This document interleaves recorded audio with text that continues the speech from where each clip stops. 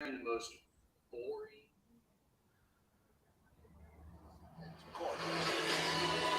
Killing him will risk eternal war. He's coming.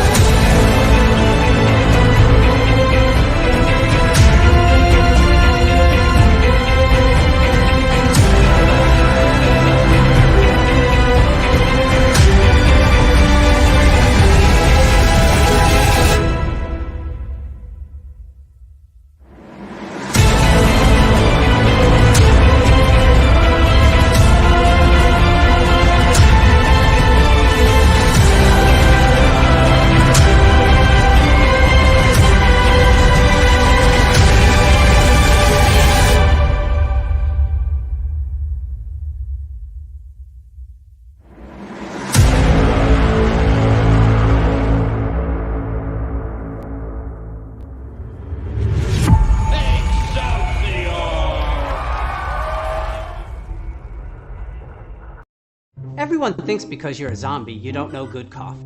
Well, they're wrong. There's only one brew that gets my seal of approval. Deadly Grounds coffee is my guilty pleasure. The aroma is so intoxicating. It brings all of my neighbors out of the woodwork. Deadly Grounds coffee. Coffee to die for and zombie approved. It's good to get a little deadly. Use the front door! Oh, they're so disgusting. Hey, happy Tuesday, everybody. You're watching Splash Pages. My name is Leo. I'm the monkey behind the keyboard here. We have an awesome show scheduled for you. As always, the awesome Velvet Joker.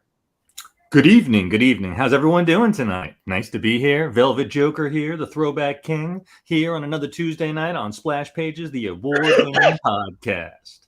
And we're going to have a great show tonight because it's Shocktober. So we're going to be talking about DCeased. And we have a guest tonight that is also involved in the haunt industry with a new project. So we're going to be talking to him a little bit later. And where's my buddy Drew at? Drew? Hi, Drew. We're on? Okay. Hi, everyone. Shocktober here. And we got a great show lined up for you. A lot of good stuff. Things that I wasn't even aware of till an hour or so. So this is news for everyone. But point being is we got DCeased. It's a great book. A lot to unpack there. And Happy Halloween has already started, so let's get spooky, bitches. Okay, Shocktober? Shocktober. Is that what we're officially calling it? Yeah. Okay, Leo, there's many terms for October. You got Inktober, you got Shocktober. Everybody else help me out here because I'm drawing literally. You got Rocktober. Thank you. The Blanktober. Mm-hmm. You know, I have a Blanktober moment here. Mm-hmm. Listen, Leo, the point being is I understand Drunktober. You haven't been getting out as much lately because for some reason you're like an autumn groundhog right now. But calm down, okay? Welcome back. Stop yelling. And I'm not yelling. It's pumpkin season. Okay. It's Jack-o'-lantern season. Okay. Let's just settle this one thing for Splash Pages, okay? Pumpkin spice. Who here is either you're pro pumpkin spice or you're pro apple cider? Both. Apple cider. Okay. Apple cider. Although I will give an honorable mention, and I think we all can agree, pumpkin pie. We all can agree a good slice of pumpkin pie, always good. Okay. Oh yeah, okay. Pumpkin pie, pumpkin chai latte from Starbucks. Leo, you can have it, okay? Apple pie a la mode. Apple crumb apple pie And Facebook also- user says Deadly Season. Yeah, Deadly Grounds coffee. If you, oh, it's also Deadly Yeah. Season too. oh, yeah. I've been drinking pumpkin like for the past like 3 weeks now. All right. Pumpkin Deadly Grounds. Leo, it's not going to be gone, man. It's going to come back. It's fall. I know. You know, the way you sound like you're drinking it, like they're going to endanger pumpkins. Calm down. You're getting 2 for $10 at Stop and You Shop. never know. There could be a pumpkin shortage. You know, I just Prices of pumpkin, it's going through the roof. Although I do want to show you guys something really great because we already decorated in my apartment, and I want to share this with us and our viewers. Can you see those lights above me right now? Are those ghost lights? Yes, they are, but they are very special ghost lights. So I want everyone to see this. So, oh God, not see that. All right. Pull up your pants, Drew. Pull up your pants. Shut up. All right, ready? Can you guys see it? Yep. 1, 2, 3. Oh, no way. All right. Nice. In your neighborhood. Ghostbusters! And it don't look good. Who you gonna call?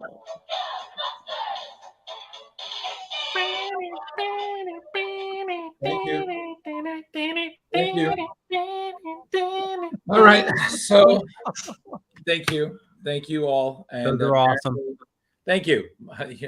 What happens when your mom Thank you very much. We're a little too invested in the season. Also, guys, I need to admit something before we get to the news. I have done a first for my October. I have finally watched the original Halloween. Oh wow. Yeah. For the first time ever? First time ever. All right. Yeah. Great. Absolutely. Have you seen any of the other Halloweens? No, I haven't. I am aware of them. So I know that at a certain point I need to stop watching because it just goes all downhill. So, so actually, I'm not a Halloween like major fan. I enjoyed the first one. Right. I didn't really care for the third one, but I know Brandon loves the third one. But apparently, the last two that came out like ignore what like everything. Almost everything, yeah. Yeah, basically, Leo, there are 4 different timelines within the Halloween universe. I like how I've only watched one, and I know this. So you have the main one, which was Halloween 1 and 2, and then everything else up to that.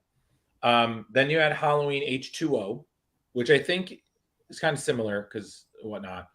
And then you have the Rob Zombie one, which is a completely different Mike Myers timeline and whatnot, and then you have our current one, which ignores all the events of Halloween except the first movie.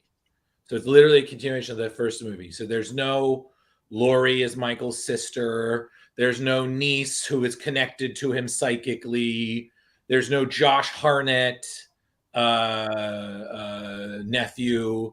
There's no Busta Rhymes. There's no Tyra Banks. There's no Rob Zombie's wife in the movie, whatnot. There's no Halloween 4 or 5, the stupid cult one, where they're like, oh, this is what happened. It's because of a cult that Michael is. I'm like, stop. How about the one he went in space? That's Jason X.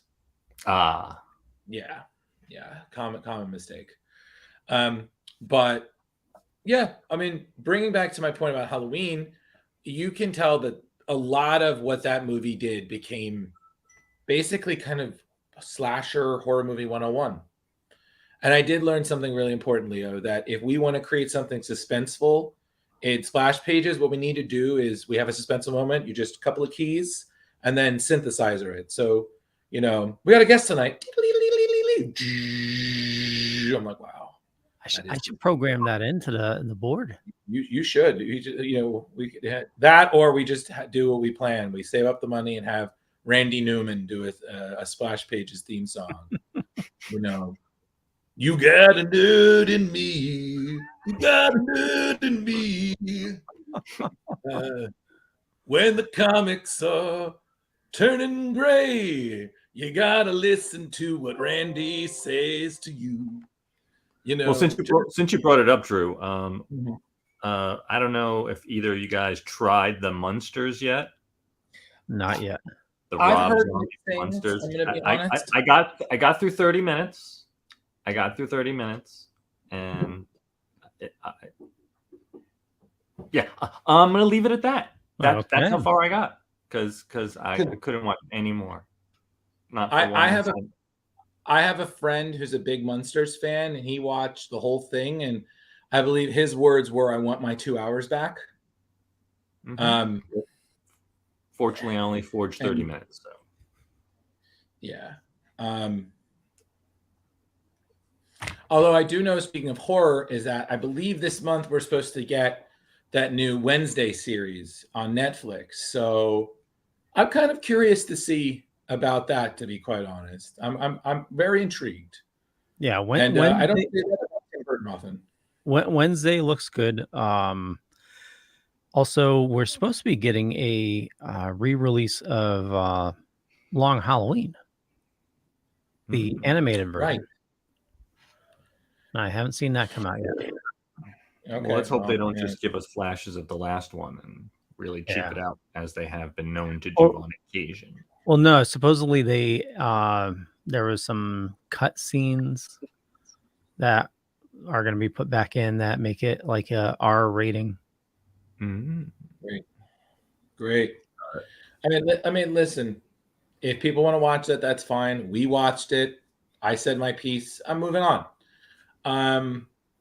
So I do have to ask though, before we get what guys, it's a spooky season. What are your required watchings for Halloween movies? Like, do you have any that you like to start with, or do you just whatever you feel is spookiest? Well, I mainly watch the paranormal shows. Okay. That's normally what I watch. So you don't do horror movies.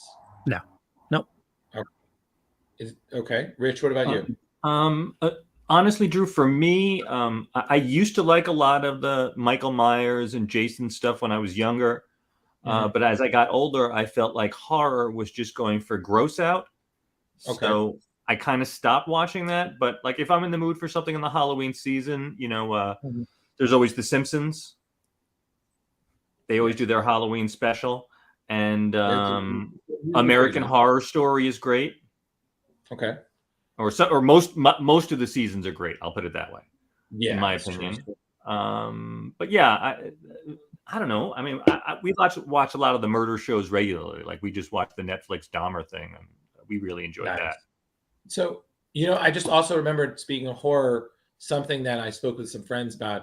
There's a new Hellraiser that's coming out, I believe, in October via Hulu, and I saw the trailer, and let me say, I'm pumped.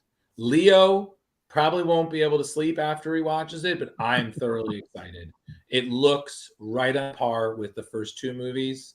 And I do know that the book's creator, the writer, Clive Barker, was more involved in this project than he has been on a lot of Hellraiser stuff.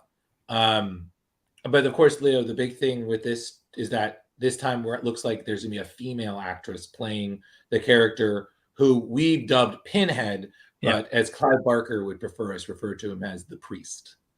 So that's going to be great. And I'm sure when I see it, I'll probably give a small review here. But so that we've addressed the spookiness. So let's get to the news while we wait for our guest. What's the news, guys? Who wants to go first? Well, biggest thing we got going on right now is new Black Panther trailer dropped, and there's a lot in that trailer. There's so much in that. Like, wow, honestly, that's how trailers should be. I'm excited to see that movie a little bit more just watching that trailer. Well, so I mean, obviously it's a trailer, so obviously spoilers. But we get Namor with the winged feet, and he's actually using them. I thought that would look totally goofy, but it actually looks badass. Right. And on like when I saw him do the leaps, that was kick-ass. That looked just like in the comics. Yep. And you also get skeptical because let's be real here. Namor's costume is just ridiculous. I mean, it's literally just the bottoms of a swimsuit. But again, it works. the way they've done it, and we talked about this, Rich. We talked about this the last show. Mm-hmm. The changes, the way they changed him, it still works for the character. He's still he's still a ruler. He's still responsible. And clearly there's still an aquatic connection because it looked like he was flooding Wakanda. Yeah, and that's a big deal because that was a huge moment in the controversy between Atlantis and Wakanda, specifically during the Avengers vs. X-Men storyline in 2012. Mm-hmm. So, that's interesting that we bring that up. And I got to be honest with you, like when we saw our new Black Panther, I was like, yeah, you look great. Yeah, I'm pretty sure that looks like his sister. Yeah, yeah. And we also get Riri in Ironheart Mark 1. Yeah, I got to be honest, I need to see a little bit more. Yeah. I'm so about the character myself. Again, if they do well with her, hey, it's one of those where I'm walking in at hesitation, but if they do well with her, I'm like, okay, cool. Another great Marvel character. Yeah. Well, I'm aware of her, and I know sort of her sort of her origin, but I'm ignorant on her storyline. So I'm excited to see a new character. We'll see. So that's definitely the biggest. Yeah, I mean, I literally just watched the trailer while our intro was going, so it's fresh in my mind. But honestly, it was the trailer itself. I mean, Ryan Coogler clearly is very passionate about the project. Everything still looks beautiful. Yeah, and there's a really nice scene with Namor and Black Panther's mother. Looked very intense. Yeah. I mean, it's going to be a really good movie. I can tell already. So, go Marvel. So, are there any big news on the DC front? I know that a lot of the news I've seen has still been very occupied with Dark Crisis, which I hear has been pretty big. I keep seeing more and more revelations of why Batgirl was canceled, and do we even care at this point? Yeah, that's exactly the thing, Rich. And I got to be honest with you, I really don't pay too much attention to that. Even my wanting to report it here. Mm-hmm. To me, it's just fueling the rumor mill.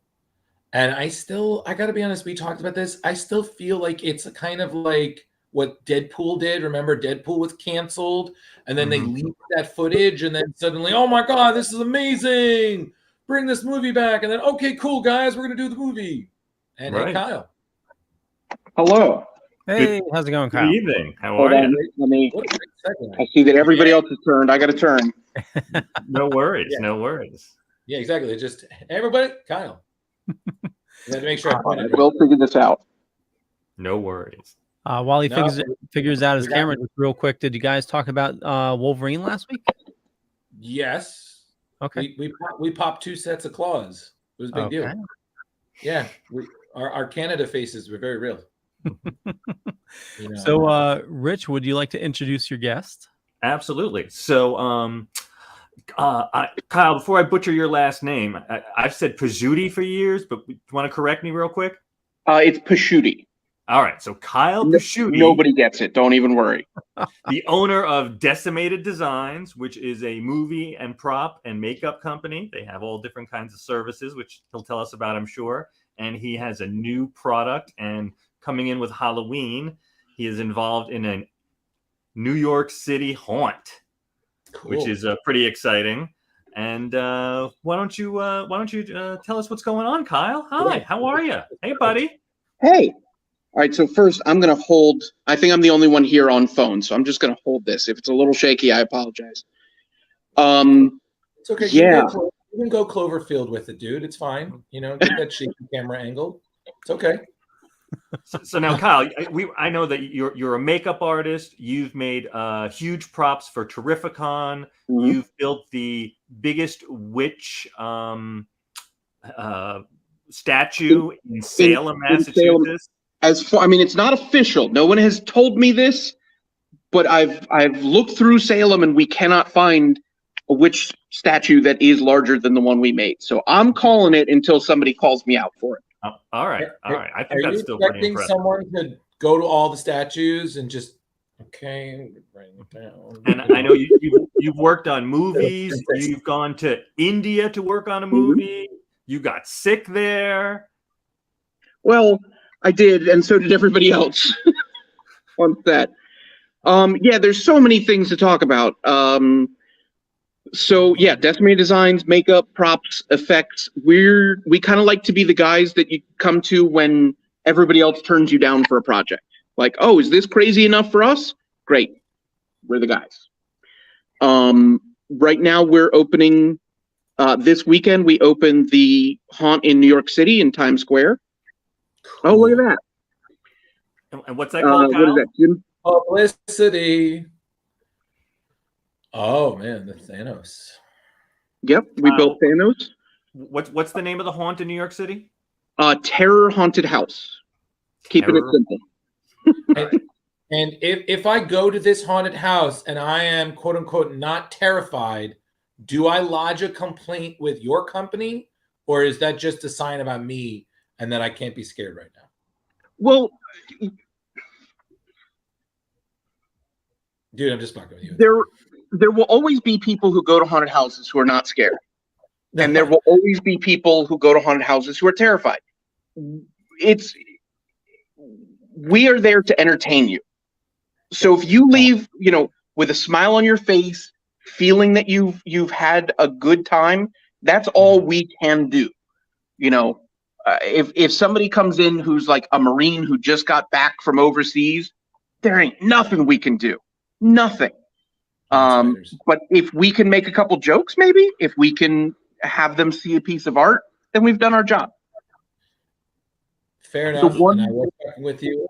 I've worked at a haunt, Kyle, so I was just totally messing with you. No worries. I totally agree with you. You never know what you're going to expect, but it is really fun when you do terrify people. I'm not going to lie to you. There's a sick joy, especially if it's in a group, because then somehow the fear causes them to huddle and run together, and it's literally lambs to the slaughter because you just follow. My favorite is we did a soft open last weekend, and first time open, we had someone pee themselves. Nice. And it's not the pee, it's not people pooping themselves that really makes my heart, grow 3 sizes. It's when you get an entire group of people that all fall over together. That's just the best. Because you're right, they huddle and then one person goes and it takes everybody with them. Yep. Yes, absolutely. Now, it's at a really interesting building, isn't it, Kyle?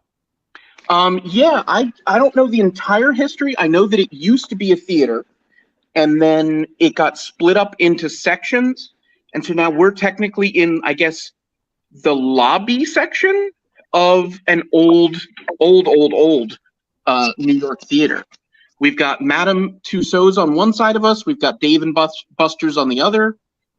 A lot of history there. A lot of things that happen to move on their own, or shadows out of the corner of your eye kind of stuff. I was about to say, my dude, that this sounds like a horror movie. Like, I've seen this horror movie, so you've seen some shit. That thing's haunted. So cool. So we had one of our guys actually just left Six Flags corporate to come work for us. Cool. Very, very talented person, and it was the end of the night. We were finishing up putting up some lighting, and we're like, all right, let's pack up. And he goes, wait, what about the lighting guy who's been up there? We go, there's nobody up there. There hasn't. And he swore he saw somebody for about 10 to 15 minutes that he thought was up adjusting the lights. We were only talking about them. We were just talking about what we wanted to do the next day. He thought somebody was actively up there, and ghost white when we told him. Wow. Very cool. Very cool. And what kind of square footage do you have, Kyle? Square footage. I know we're the largest. We're technically the largest haunted house in New York City. I want to say it's 20,000 square feet, something like that. It's a big spot. Yeah, it's a nice big spot. There are future plans for the location. We'll be doing a Christmas show, holiday show, I should say. And then I don't think I can talk about what's coming after that quite yet. But we'll be doing a big renovation, and there will be immersive theatrical experiences in there. So we're kind of turning it back into a theater from what it was. And it's not going to be a regular Christmas show, is it? This one, originally we had wanted to do something that was Krampus themed, and we kind of looked at it and said, not this year. So this year it will be family friendly. It'll be probably movie scenes. So like there'll be a Grinch scene, there'll be a Miracle on 34th, there'll be a Nightmare Before Christmas, and do more like a family friendly photo op kind of a thing. Oh, okay. But in your defense, Krampus is family friendly because he teaches kids what happens when they behave like little shits. They get thrown in a sack, taken somewhere, and beaten with sticks. So they behave. Right? What's the problem there? Like, kids behave, or evil Santa is gonna beat you the fuck up. Boom, done. Teach both sides. If you're gonna teach Santa, you gotta teach Krampus. Thank you. Exactly. 100%. You know. See, Kyle, I told you, you're amongst friends. Thank you. So I have a few. So Kyle, I do have a question. So because you do a lot of props stuff, so I have 3 questions. The first one is, what is something about, your business, making props and everything, that is totally true, or is something that people think is true and you just want to myth bust the shit out of it? Number 2, what is the coolest thing you've been asked to make or do? And Thanos statue definitely would count, but you don't have, if it's not that, it's fine. And what's something that you're like, if someone said, hey, can you make this for me? You'd be like, Futurama, shut up and take this money. I got you. Like, okay. So the number one thing I always tell everybody is time. Nobody understands how long it takes to make something. That's just it. If you're talking myth busting, there is the amount of money that you have to throw at something. And this is true even more so now that I'm working in New York City. I just got off a phone call asking if I can do makeup for 200 people on Halloween on top of doing the haunt. No. The answer is no until you throw enough money at me. Right. If you throw enough money at me, I will make the world move. But it's going to be New York City money, and it's going to be a lot. Yeah, and you're going to hire a team on the most expensive night of the year. Exactly. Right. 100%. And it's there's the triangle, right? The pyramid. It's either cheap, fast, or good. You can only pick 2. Yep. Absolutely. So if it's cheap and fast, it's not going to be good. If it's cheap and good, it's not going to be fast. And whatever the third one is, because I can't remember the combinations. Fast and good, it's not going to be cheap. There you go. So the one that I got asked to make that was like, okay, yes, we got this. I have a thing for Ghostbusters. I don't know if you can tell. Actually, yeah. Oh my God. My shop, I'm looking at 2 Slimers, 3 Stay Puft Marshmallow Man, and I have the Hasbro Proton Pack on order that'll arrive next year. Guys, when he's done talking, should I show him? I feel like I should show him, right? Okay. Yeah. Kyle, when we're done, we have a lot of similarities, but continue. Okay. So we, believe it or not, I got college credit to make a Stay Puft Marshmallow Man costume. It was, costume making class. It was an art thing. It was like a whatever, but I got college credit to make the Stay Puft suit. And I did it just using upholstery foam, and I made a pattern out of it. And when I was done with it, I put it up online. So a bunch of people took the patterns and made their own. Somebody made a baby version, and they put those patterns up. So it became like a whole thing. Mm-hmm. And then I got involved with a shadow cast group in New York City. You know how they sometimes do Rocky Horror with it playing behind them, and they act it out in front? I know who you're talking about. Yeah, I mean, I'll name Minions of Gozer. The great people. Yeah. Love working with them. I wish they were still around. But so we made a really nice suit. Instead of upholstery foam, we used L200, which is what they originally made Stay Puffed out of, or at least his body out of. Coated in a latex acrylic silicone, all kinds of stuff. So from there, somebody saw that, and we made a 13-foot version, which went to St. Louis, and then that guy fell off the face of the earth, so nobody even saw it. We just shipped it out. And then from there, the Epic Rap Battles of History people found us and said, we're doing the Ghostbusters versus Mythbusters. So we made the Stay Puft suit for them.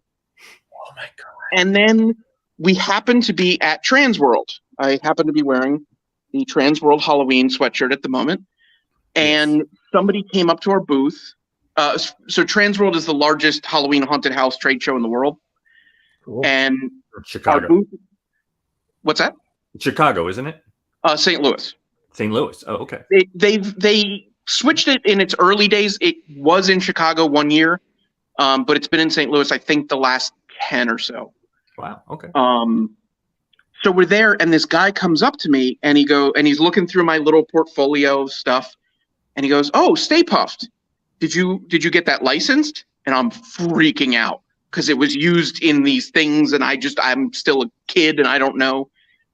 And I go, no, it wasn't. He goes, "You want to get it licensed? We're opening a New York show, and we need someone to build the suit." I'm like, "Okay, we need to talk." So we go and talk. He opened the Ghostbusters experience in Dubai. And they were going to, this is 2015, 2016, they were going to open the Ghostbusters immersive experience in New York City. Right. And we were talking, we had budgets, we were starting to write up the contract. And I'm like, this is my jam. Now I have money to make a Stay Puft suit. And this is what I've always wanted. And it's awesome and great. And then the entire thing got shut down because somebody decided to make a new movie in 2016 that didn't involve any of the original stuff. Right. So they couldn't do the original experience. So 11th hour, it all got shut down. Dude. Yeah. Wow. Shattering. I know. How far did you get on it? Did you start it? We did not start it. We were in nothing gets built until contracts are signed. Right. So we had done pricing, we'd done material, like getting the material orders ready, because it was going to be a whole different style of build. Because like the suit in the film, even by the time they were done filming it, it had turned yellow because of, oxidization and exposure to UV light and all this kind of stuff. So we had to come up with something that looked like the original, that looked like Marshmallow, that would hold up to daily use, to people sweating in the costume, to New Yorkers, running up and vomiting on it. So we had some really high-end, expensive materials. It actually, I think, came close to the cost of the original suit, even though there were no animatronics or anything in it, just because of the materials that had to be used. Wow. Well, yeah. And they were going to pull the trigger. I'm so mad. Still mad about that one. Yeah. What's the thing, like, again, if someone offered it to you, you'd be like, yes, we're doing it. I mean, I'd probably still have to say, there's a lot of those. They're filming a new Ghostbusters, so anything they need, I'm here. I'll be in New York City if they need anything. I think if Halloween Horror Nights came calling, I would probably jump on that. Certain films, if they said, "Oh, we need you out in California," great. I had such a good experience in India. I would go back in a heartbeat. That's a tough question because there's so many things I want to do. Yeah. Because you're still a baby. I don't know about all that. So, Leo, Rich, should I show him? Right, I should show him, right? Go for it. Yeah, go for it. Yeah. So, uh, there's that little Ghostbuster shrine. Right Okay, there. I see all the pops. Yep. And that the one on top is actually a custom pop of me. I'm a Ghostbuster cosplayer. And then got my little Ghostbuster wall there. Very nice. Yep. And then let's see, those ghosts up there. If we press the button, they'll play the song and sing. Okay. And you brought up the proton pack. I built my own myself. And, It's the one thing I've never had the time. I wish I could build my own, but at this, I've got the Hasbro one ordered. Yeah, that thing. Listen, it took me a year, man, and I bet. It is literally, it was the most difficult thing I've ever had to do in my life. I had to order all the pieces. I was like, this is so much more difficult than Legos. I was like, the Legos just put it together, but now I'm like, I got to glue, and well, here's a question: Do they have, so like for Star Wars fans? I know there's a R2 Builders Guild. Does the Ghostbusters have like a guild for like proton packs? Like, not really. Well, essentially, what they have is they have kits for Ghostbusters. Like, you can buy certain kits, which will have like essentially give you recommendations. They'll have blueprints out. The goal is for you to make the pack. But, and you can, and there are websites that you can go to. Ghostbustersprops.com is one place. You can buy the stuff, and it's custom made that it looks like it's from the movie. And then essentially it's you buy it, you assemble it yourself. So it's literally like your little proton baby. Yeah. So that's, and there are different ones and whatnot. And then anything custom, like if you want a real Ghostbusters, an extreme Ghostbusters, you want something from the 2016, you want to build a slime blower.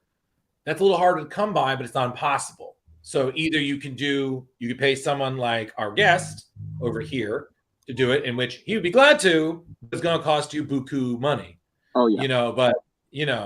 But again, he's not, it's not like, oh, that'll be $10,000, but it'll not be, yeah, I can do that for 500. Get the fuck out. A proton pack, at least to build one successfully, it costs at least $2,000 to $5,000. Easy.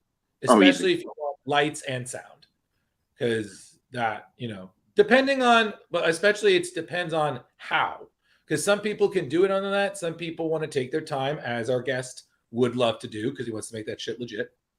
So, you're going to make that shit look pretty as hell because it's going to the ball. So the pack that they use, the frame that they build, that everybody builds their pack on, the Alice frame. Yes.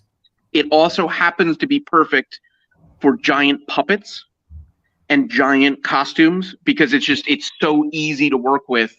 It's true. But because of all the cosplayers, they routinely sell out in the US. You cannot find a Army Navy surplus that'll sell you the Alice pack because it's from the military. So at one point, we actually had to ship them in from China, and China has minimum orders.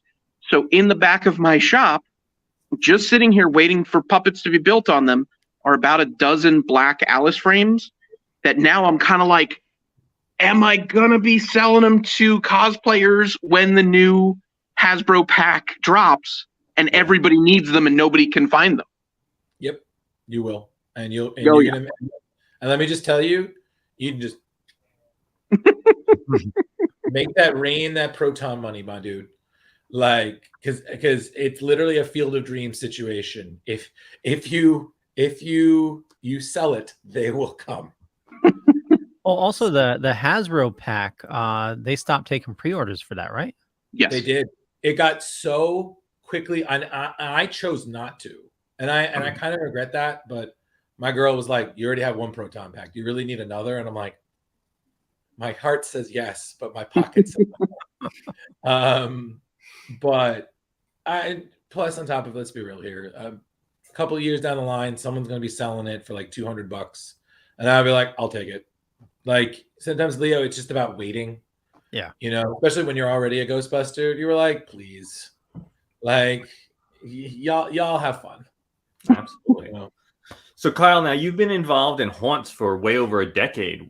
What would you say the level of this new project is for you? Is this like the top you've ever done?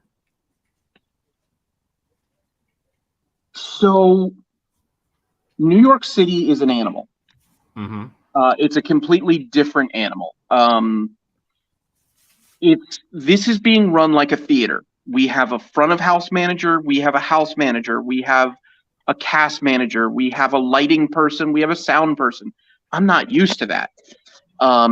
It's been very, very nice because I can kind of manage all these people, and because they're from Broadway, I'm still imparting the knowledge of, okay, here's how you use a boo box. Here's how you connect DMX from a haunt prop to your system. Stuff like that.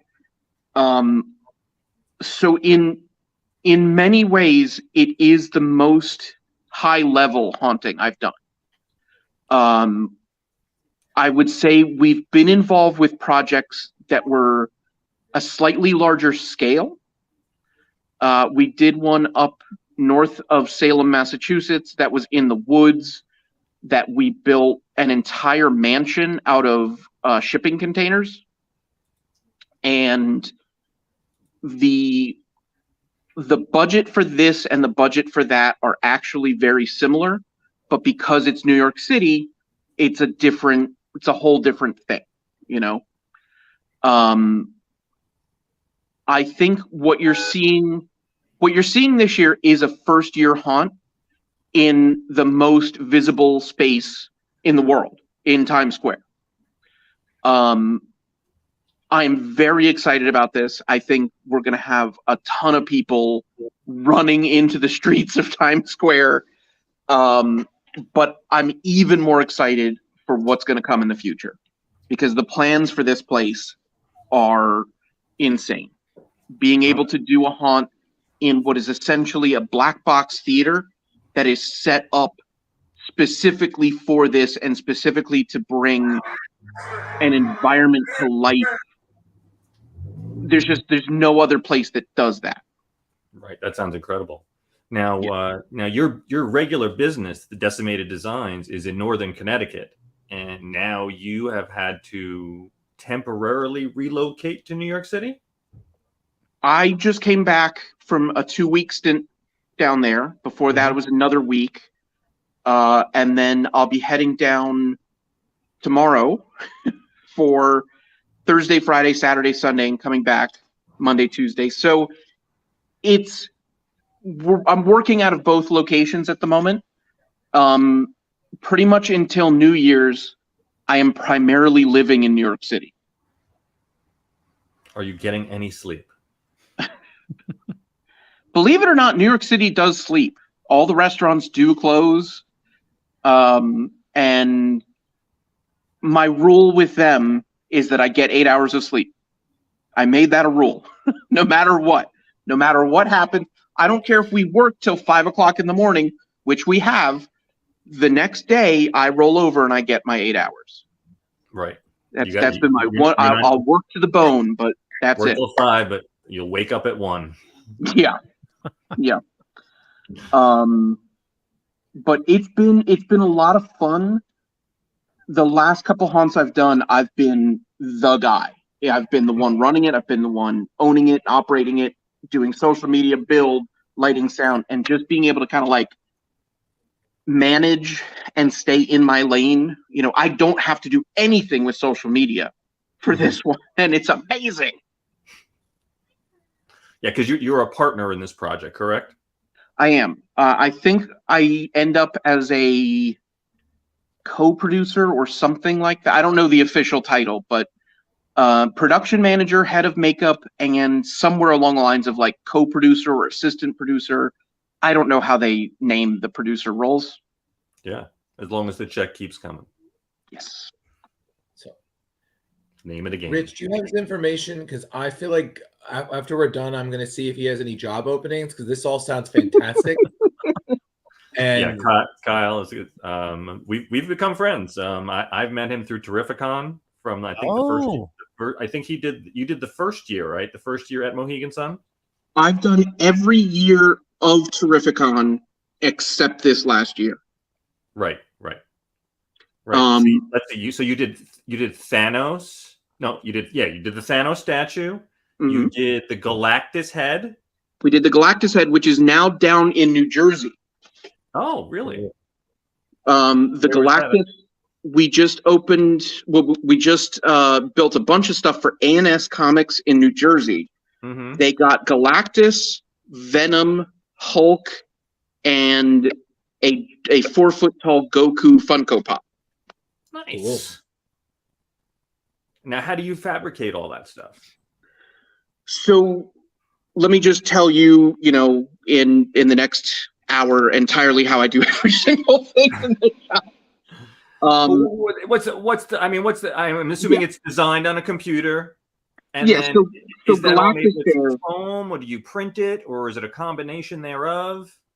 Galactus is a little bit different.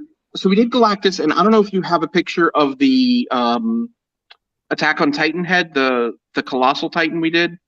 I'll take a look. I'm going through your Facebook or Instagram, actually. And just real quick, I think this is Tom from Deadly Grounds. Says, Kyle is serious talent. Deadly Grounds was lucky to have him create our zombie spokesperson. That would be probably Tom, yeah. Tom was great. I love that. That was my first time. There's a company that called RBFX that does really, really high-end prosthetics. That was my first time getting to use one of those. The edges just lay down like butter. It was so nice. That commercial turned out so well. Yeah, and Kyle did my Suicide Smile. I think that was 2018, 2019. There you go. Yeah. Nice. Love that one. So A haunted house somewhere middle of the country bought that. They didn't even know what it was. Nice. But they just, when you throw money at something, it's yours. Absolutely. Cool. Yeah. He's a very talented young man. But seriously, though, if you guys need someone to get coffee, I'll get coffee. All sounds really great. Do you need haunt actors, Kyle, or are you guys all full? I think we're full at the moment. It's not my job to hire them. We have a hiring manager. It's crazy. There you go. Cool. He's gonna give me information. I'm gonna reach out. Yeah, that I can do. Well, if everybody's interested, I do have your website information and show notes up above or down below, depending on where you're watching or listening to us. And it's Decimated Designs, and I think that's just your website as well. Yeah, decimateddesigns.com. If you search Decimated Designs or Get Decimated, you find us pretty much everywhere. Okay, Nice. Cool. Nice. Yeah. I found him on the TikTok. Yeah. It was you, right? We were talking about the other Joker. Yeah, the TikTok Joker. Yeah, you met him. And then we randomly, I took my girlfriend to Times Square. We had a whole nice thing for her birthday. Went to see Phantom of the Opera and dinner and everything. And then we went to see the lights. Is it the Madison Avenue Christmas lights or tree or whatever? Yeah. Mm-hmm. Mm-hmm. And we just see this dude on a skateboard dressed up as Joker Santa flying by. And we get to the lights and he's there taking pictures. So I'm like, oh, this will be fun. We'll take pictures with the guy. And then he absolutely blew up for not all the right reasons. I don't know if you've looked into him. He's a crazy, crazy man. Yeah, I've seen some of his posts, but I haven't seen anything too outrageous. But I haven't dug too far into him. So his name, I'll just start with his name. Straight Drop Lace. So lace is a reference to graffiti. Leave every can empty. Or leave all cans empty. Lace. Okay. But straight drop is something you do when you're doing, what is it, crack or cocaine? Oh, okay. Yeah. Yeah. Learning something new every day. Just a very weird encounter with a guy in the middle of New York, and now it's blown up. Yeah, he's very big on he's on all TikTok, YouTube. He's everywhere. And there were a bunch of kids because I do delivery all over Massachusetts, and I've got the green hair, and they kept being like, "Are you the TikTok Joker?" And I would, I still had my mask on that has the Joker smile and everything, and I just wouldn't tell them for a while. And so I put up a couple posts that I'm not that guy, but yeah, it was just weird. He has a weird following. Yeah. For a while, he was buying crab legs for homeless people. He Yeah, supposedly was like going in like there's video. Wrapped it in his image, like He wrapped it. He was on the Daily Show at like spring break. I want to say Miami, jumping on a car, yelling about how COVID is fake. Weird.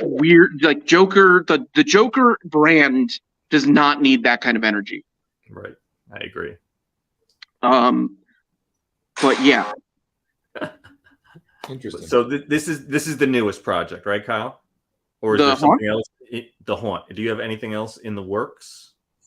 We always have stuff in the works. What can I talk about is the question. End of the month, the movie we shot in India comes out. What is that called? That is Kumari. Kumari. And I believe it's. I think I'm saying it right. Okay. It could just be Kumari, but I think it's Kumari. And is it a horror? It's. I don't know how to describe it. I really don't. Okay. There are horror aspects. It is mostly drama turned up to 11, but there's also religious aspects to it.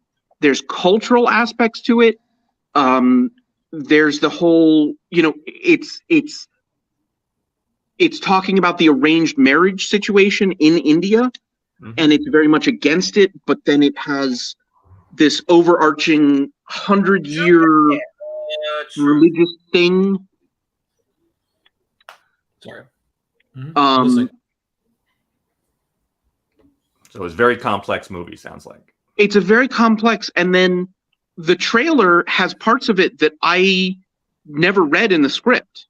It seems like now they've turned it into a storybook kind of a thing, where this is a tale that happened, which was never in the script, but fits very, very well to what we shot. And the trailer looks beautiful. The shooting was beautiful. The dailies were amazing. How long were you out there shooting? I ended up out there a little bit over a month. We were shooting for 3 weeks, and then coming back into the US, I tested positive for COVID and hunkered down in a 5-star hotel for 10 days, which was not hard at all. How was your level of sickness when you got it? Not bad at all. A little bit of the sniffles, a little tired. I had this is my second time having it. Weird symptom where my eyes, the tops of my eyes got bruised. Like it looked like I had black eyes, but on the tops of my eyes. Wow. But it kind of worked out because at the time that I was supposed to fly back, was it Yemen was firing missiles at the UAE, United Arab Emirates, which is where Dubai is, which is where my layover was.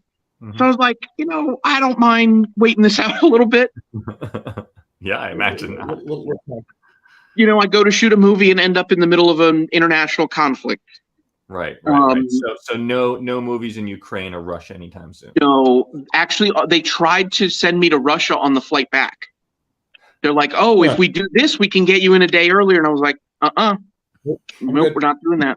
And this was before Ukraine had really started, picked up. This was back in January. But just the entire thing, how they say, like, you travel abroad and you really get a visual on what the U.S. is. I was in the communist region of India shooting a movie mainly like directed, produced by Indian men who live in the U.S., but shooting it on holy land where communists tend to be atheists. So there were all these conflicts about, like, this is a communist region, but a Hindu temple. So you have to, like, pay the Hindu temple to shoot, but you have to pay the communists, like, basically bribes to be able to shoot there. And then they, like, made a deal where it's like, oh yeah, we've got craft services. Anytime you or your, compadres want to come and have food, it's open to you. So I'm sitting there eating one day. Craft services had to be on the other side because meat is not allowed in the Hindu temple, and most of them are not Hindu, so everyone's eating meat. and I'm just sitting there eating with a guy and, talking as much English as he can and trying to pick up stuff.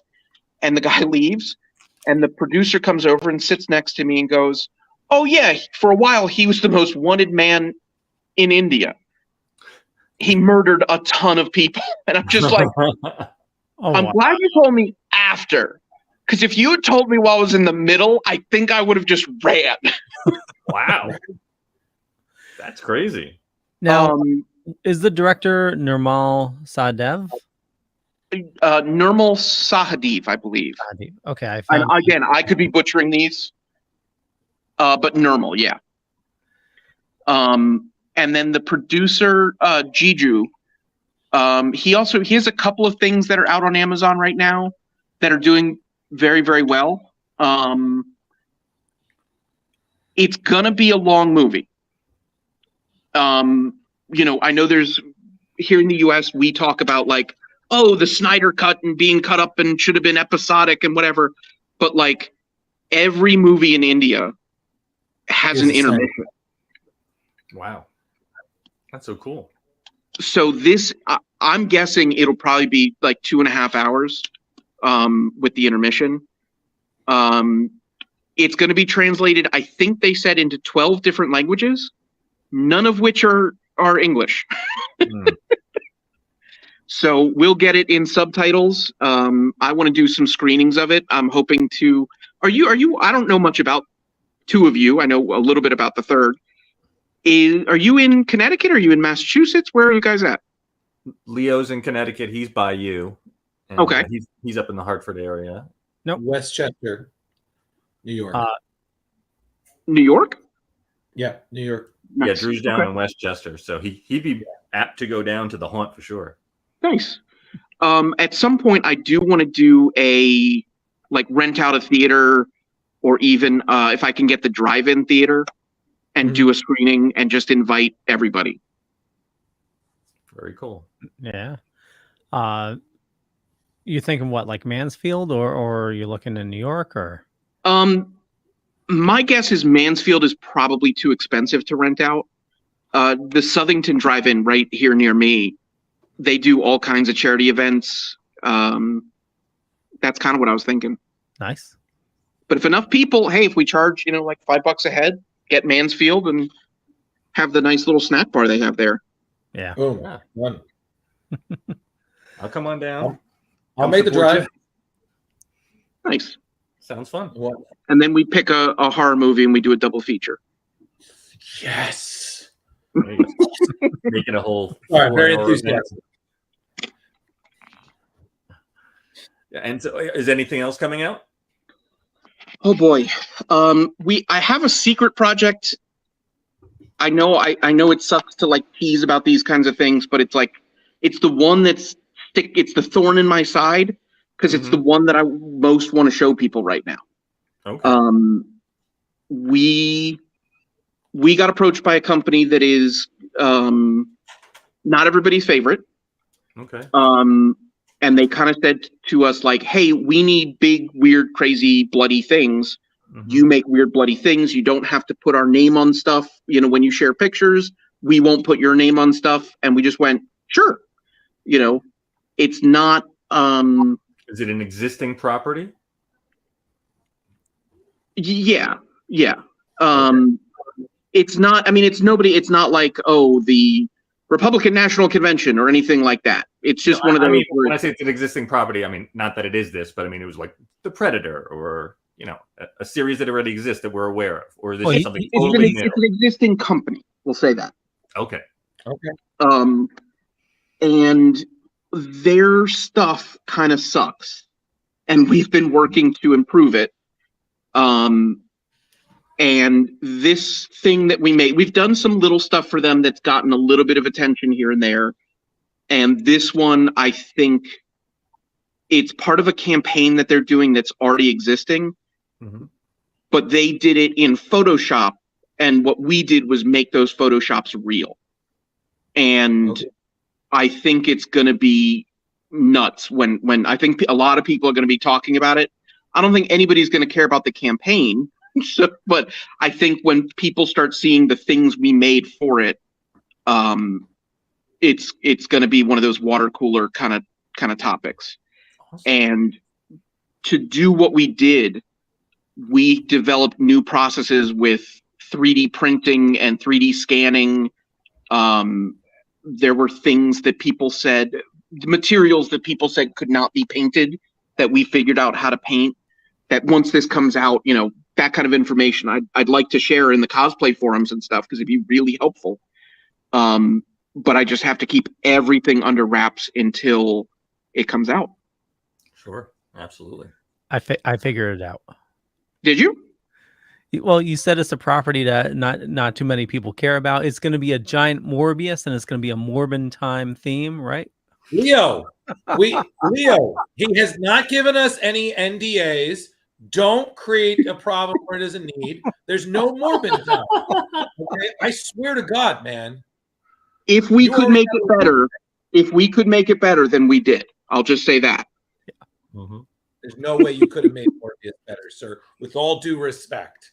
Okay? Sorry. I'm sorry. Do you talk about movies? Have you talked about how much of a mess that movie is? Yes. Not in depth. Not in depth. Yes, we have. We have discussed it, and let me tell you, we're not going to go any further. We're not going to dig up like Sony tried. Let's put it back in the theater. And I was you have to think though, what kind of friggin' marketing department thought that was a good idea? It's a meme, so it must be popular. I don't think it cost them much to do it, though. To put it back in theaters, I think it was an experiment. I think they were trying the only thing they could to make $1 on, what is it?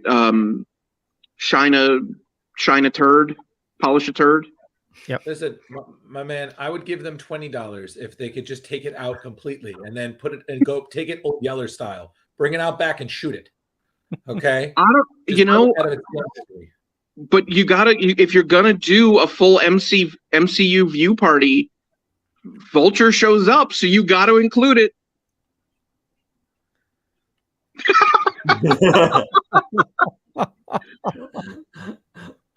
It is Kyle, I say this with all due respect to you, and I admire you greatly at this time. Get out.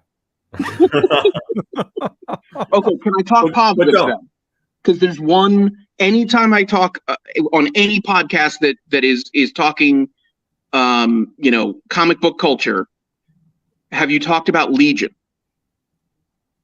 No, but we should. I will talk for hours about how good that show is. It was a great show, absolutely. Yeah. So whenever you want to do a deep dive, you give me a call and include me in that one. Well, Kyle, do you remember the character that was half woman and then half the professor? And they kind of like merged at different times. She is the young lady who was the star of Prey. In Prey. And it's amazing. She's so good. Prey is so good in Prey. Kyle, we'll make you a deal. If we do that, you come on. I only have one request. At some point, you randomly put on circular glasses and a fez. It's my only request. Fez? Yes. Why? I don't have them with me. No, I don't have them with me. Guys, okay. For those who don't know who I'm referencing, in Legion, we see many references to the famous X-Men nemesis, a.k.a. the Shadow King. Again, it's Amal Farouk, who is most known for his dark circular sunglasses and his fez. So thank you. So I'll take some of your nerd card up there and across there. Kyle, you're fine. You're the guest. Okay. Call your X-Men. The one cosplay that has been in the back of my mind that I like actually, when I have time to make something for myself, I want to be the Venomized Kingpin. Oh, wow. Dude. Because and if you look, because I was looking for a Farouk action figure, something to put on my desk, and the only thing I could find online is somebody who took a couple of different action figures, specifically the Kingpin, and kind of fused them together and did a mashup on their own. That's awesome. Because now you've got me thinking that if I were to do the Venom Kingpin, that I'd already have the suit and I could modify it into a Farouk. There you go, Venom Farouk. Listen, on top of it, any classic X-Men fan would know exactly who you are and would be like, "This guy ain't nothing to fuck with. We got to shut this guy down." We got, literally, you know what you just got to ask? You just got to keep looking for Charles, and just like, "I'll put you back in that wheelchair, bitch." Like, what? Don't fuck with this, Shadow King. What? No, what you gotta do is you do that. You go to a con, you get a photo with Chris Claremont, which is like, "Hey, Dad, how you doing?" I'm gonna kill you now, but it's good to meet you. But no, do it, man. Why not? Go nuts, go crazy. Yeah. So, Kyle, what are you watching now? I think I just caught up on She-Hulk. Because I've been away for 3 weeks. I am so far behind. I just did in the last 3 days. Caught up on She-Hulk, caught up on Rick and Morty. Yes. I watched Hocus Pocus 2, and I slogged through the Munsters just to say that I've done it. I only got through 30 minutes. So Yeah. This being your field, shit all over Rob Zombie for us. Hey, no, whoa. Let's not. Hey. He's entitled to his opinion. No, come on. This is his professional opinion. Okay. The makeups were good.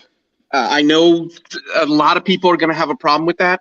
There were a couple moments where you could see the edge right there when he's moving, and the cut that was right there on his jaw. Every now and then, what's that? On Herman? Yeah. Every now and then there were little things you could see that moved, but other than that, I don't want to go back to watch this a second time, but I swear there's one scene where like Lily is supposed to be white to like a lavender, and I swear there's one scene where she's just flesh tone. That they just didn't bother, and they were like, "Oh, we'll color correct in post" or something like that, and never did. Cassandra Peterson was wasted. You put Elvira in there, and you put a stupid witch nose on her. Spoiler alerts, by the way. Maybe should have said that. Sorry. That's fine.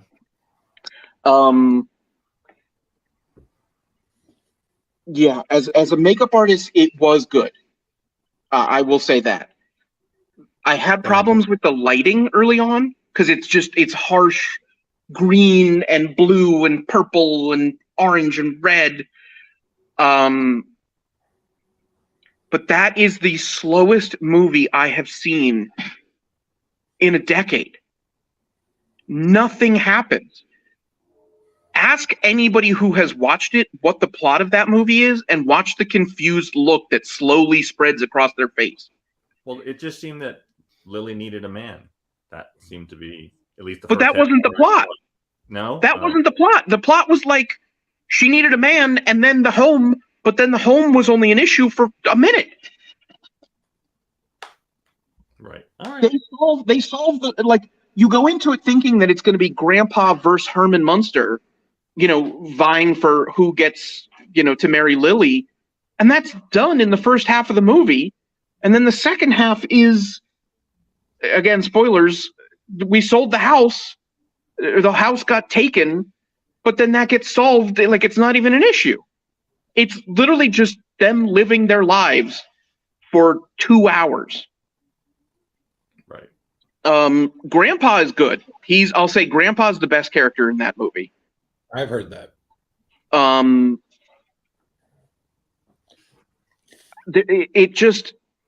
Rob Zombie has a lifelong love of the Munsters property. How has this not been a script in his mind for like 20 years? This felt like it was written on the fly. Like they shot a bunch of improv stuff and they're like, here are the makeups, here are the locations. We'll figure out what the plot is later. And then the editor was just like, well, we got to fill 2 hours. Let's leave this in and leave that in. Who cares? I'm mad about that movie. Yeah. Okay. Pretty clear, buddy. Yeah. I know I heard legally he was not allowed to do it in black and white, but that's no excuse for the rest of the movie. I was fine with the colors of them. You know, the monsters are in color in the movie or movies. In at least one movie, they are in color. Right. I was fine with the color. There were certain things I was fine with, like the rock and roll band stuff was okay, but then there's a whole song and dance number that just was just a filler, and it wasn't good. There's a whole vacation thing that didn't need to happen. If it were me, if we were going back in time and you put Kyle in charge, if you take that and you cut it from 2 hours down to 1 hour, and you say this is the introduction to a TV show that Rob Zombie is going to be making, then you can make it passable. This is a setup. This is a prequel. This is going into what we're doing, but not, you know, a thing to be stood on its own. Right. Then it's okay. But Sure. it's such a mess up. You know, a lot of people have been saying like, oh, the ending leads right into what could be a good thing. And I'm like, I don't want Rob Zombie touching it again. This one was so messed up that just leave it alone. Sure. Move on from the property. Yeah. Leave it as its classic self. Have you all watched Hocus Pocus 2 yet? Not Yes. yet. No. No? Watched it. What's that? Oh yeah, I watched it already. Thoughts? You know, That good. it was huh? entertaining. No. It was It's just Leo. It's again. I don't want to spoil anything in case any of our viewers have yet to watch it. Normally, I just have a policy that I kind of wait at least 2-3 weeks because then I can say, "Hey, everyone had some time." I say it's fine. Honestly, it was entertaining. To me, I know some people are like, "Oh, that was better than the original," whatnot. For me, I was fine with it. My criticisms are more near how certain characters were handled and the ending. It didn't need a cut scene at the end. We'll say that was some sequel bait if I've ever seen it. You know, Bette Midler and the two awesome actresses, of course, who played the sisters, Sarah Jessica Parker and Kathy Nimbley. You know, the Sanderson. Yeah, who I again adore, love her from Sister Act. She was great. They're great. Don't really see these new characters going anywhere. Certain things I felt were wasted, but I mean, I've watched worse live action Disney movies. It was fine. It was, people who are fans will enjoy it. I know some people who really love Hocus Pocus. Me, I'm like, I saw it. I'm fine. I don't feel like I need to see it again, but happy Halloween, bitches. I think it was good. I don't think it was classic.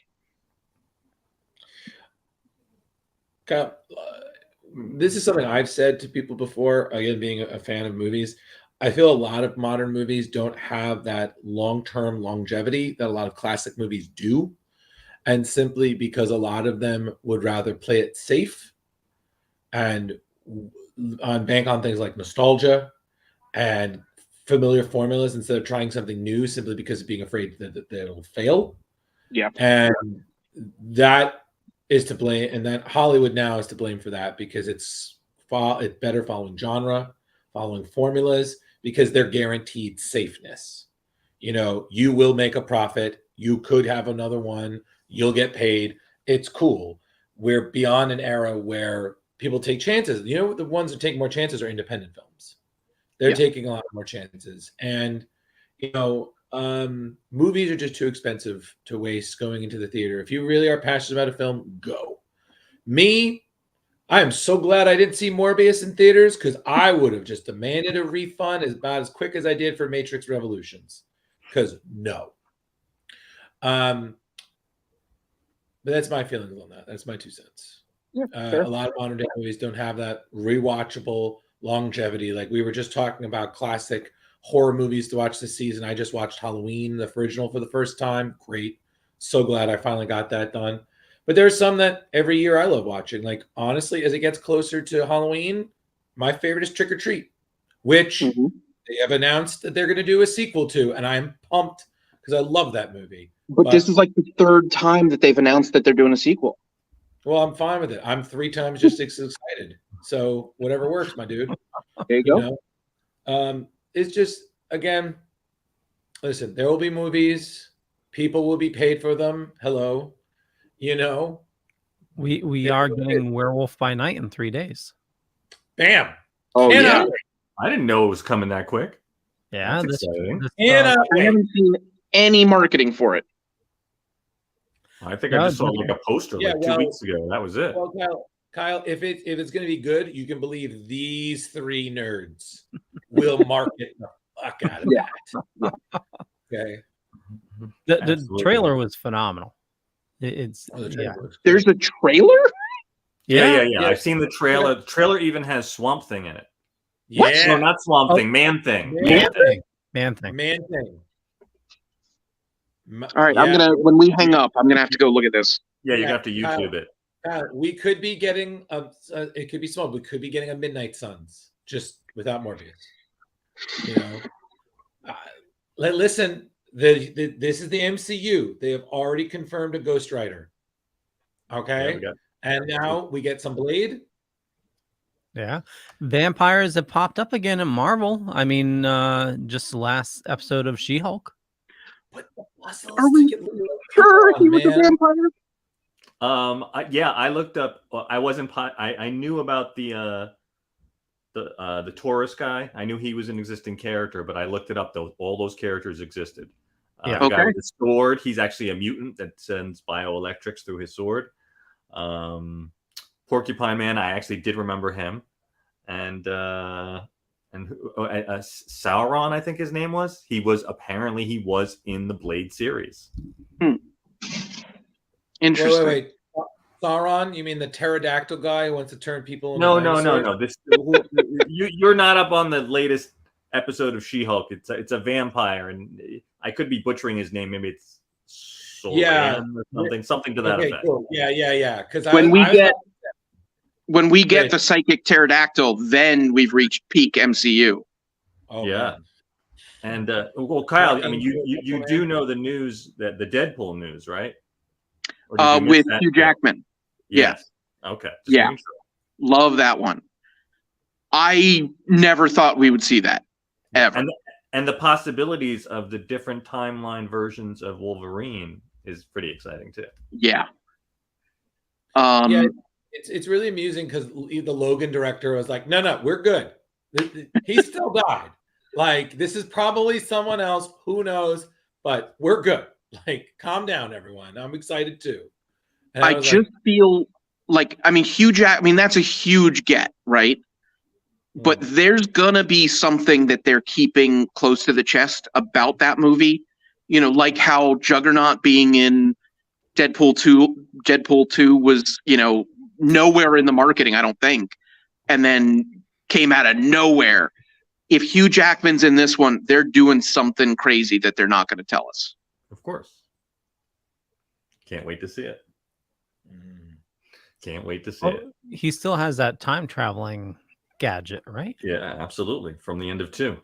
I think, and Cable stayed in their timeline, right? Yes. Yeah. But he bounced around to go mess with the timeline, including getting rid of his former version of himself.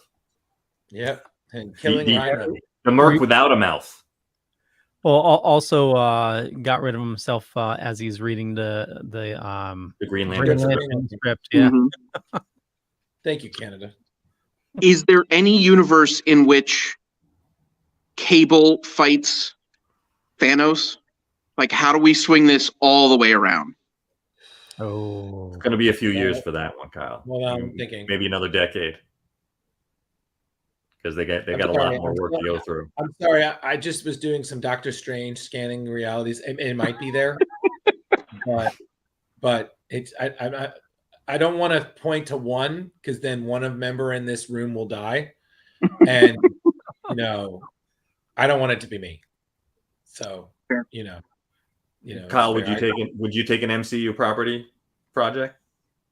Yes. Yeah, even though they're notoriously hard on their staff. It depends on what department you're in. I know, well, so Josh Turry, Designs to Deceive, who did some of the prosthetics for us for Kumari.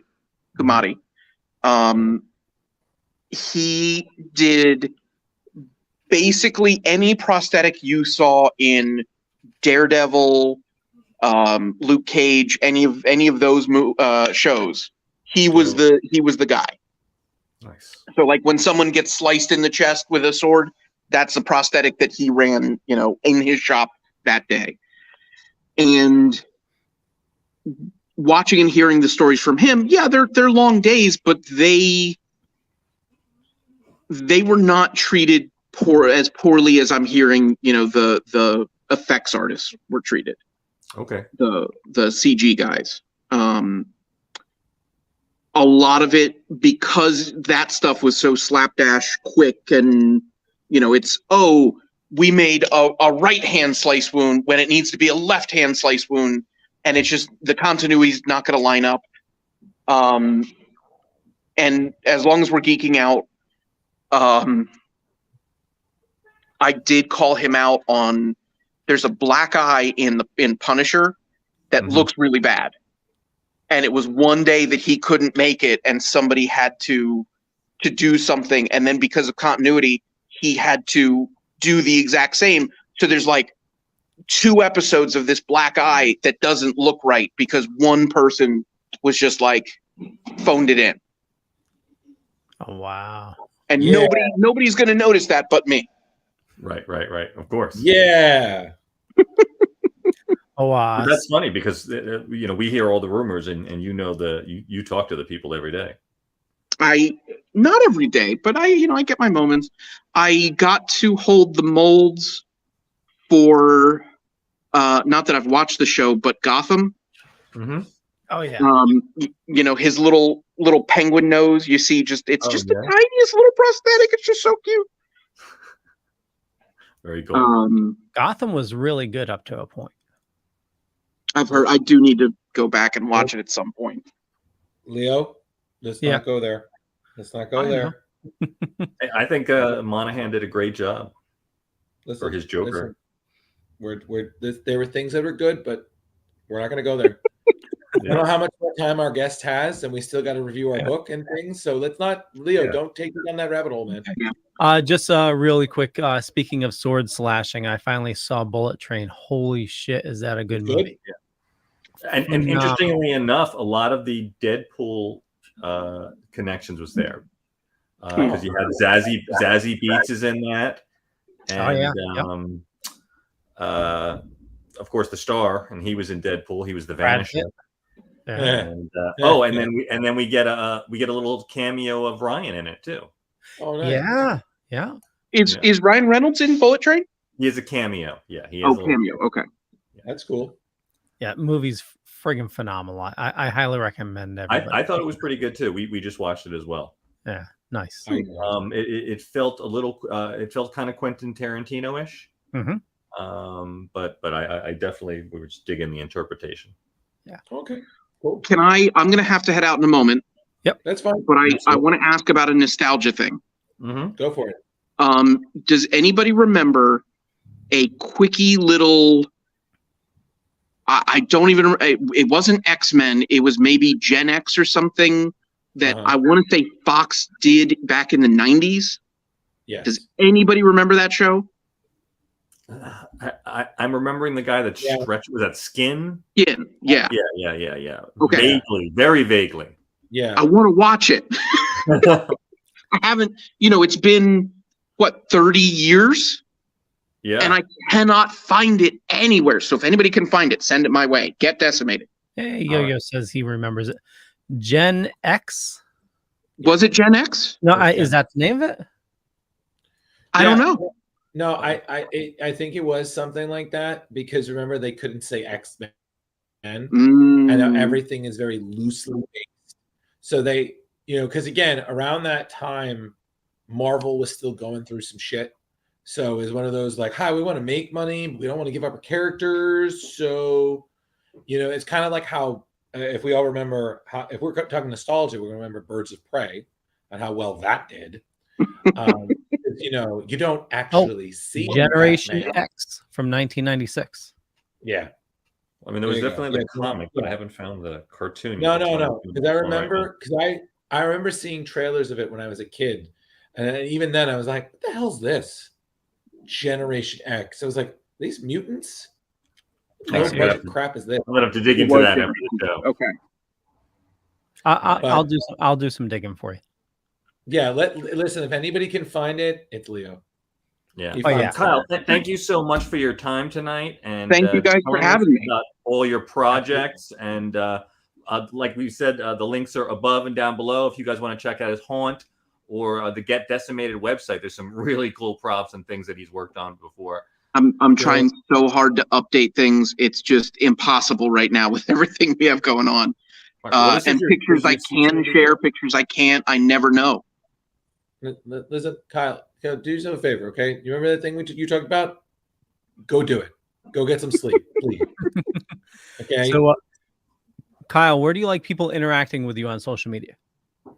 Facebook and Instagram, I guess. I've done the TikTok thing when I have time, but really, I'd say Instagram, and just bug me to post whatever I'm doing at that moment, and I'll just post it. Cool. There you go. Yeah. Awesome. And we got all his information shown us up above or down below. Kyle, thank you so much for your time this evening. Thank you, everyone, and I hope to come back soon. Oh, totally. Yeah. We'll have you back. We'll do a Legion show. Awesome. Absolutely. Legion. I'll And then connect I you can guys, discuss Drew and Kyle my behind the fringe scenes. joke. There you go. All right. Bye, guys. Bye. All right, Thanks, Kyle. All right. He's an awesome dude. And Yeah, then there were absolutely. Yeah. Before we get into things, I just want to show these off really quick. A little show and tell. My local comic shop did a delivery for me. He dropped off some stuff. What do you got? Oh, yeah, that's gorgeous. Yeah. So I had 3 on pre-order, but he only had 2 for me. So so I have the Miho version. Better Nice. And he knows I love Bermejo, so he got some extra covers in there for me. Nice. So basically, Leo, if I find he's at a con, I need to let you know like immediately. Oh hell yeah. I think the coolest one is, hold on, let me find it. Oh, Action Comics.